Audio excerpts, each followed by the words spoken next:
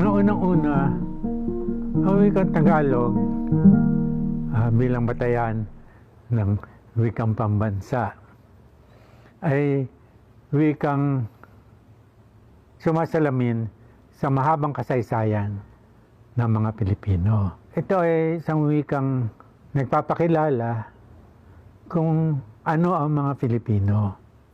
At kung ikaw ay isang manunulat at gusto mong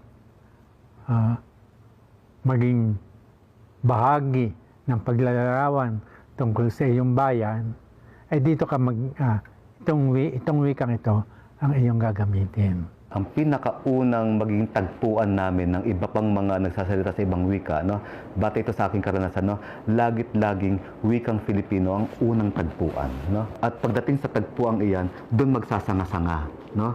Either sasanga ako sa Ingles, depende sa konteksto, o sasanga ako sa Bisaya, depende sa konteksto, o sasanga ako sa iba pang mga wika, no?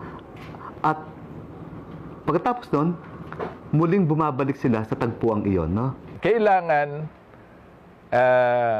yung isang malawak na kilusang pangbasa, gaya ng nangyari noong 1970s, na nagsusulong ng paggamit ng sarili nilang wika at pagkukonsepto sa sarili nilang kultura. Hindi lang problema ng wika yan eh.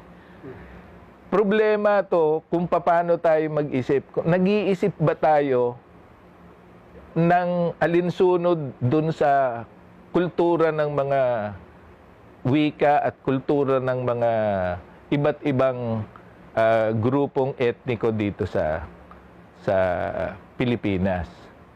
O ang pinaninindigan pa rin natin, no, ay yung balangkas na kolonyal.